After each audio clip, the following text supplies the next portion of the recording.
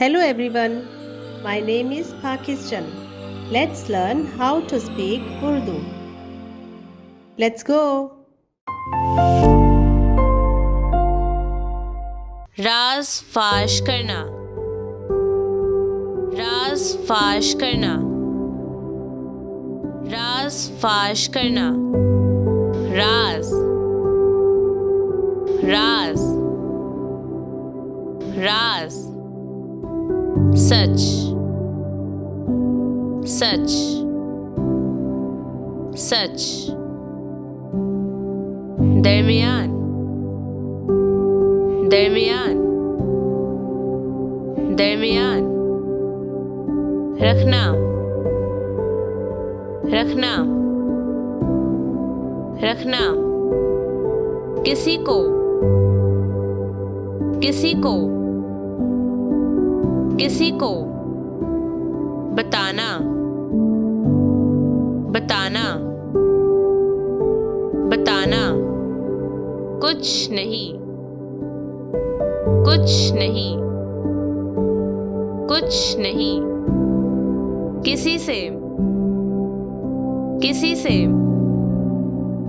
किसी से, बंद, बंद, बंद, राज फाश करना, राज फाश करना, राज फाश करना, राज, राज, राज, सच, सच, सच, दरमियान, दरमियान, दरमियान, रखना, रखना, रखना, किसी को, किसी को, किसी को, बताना, बताना,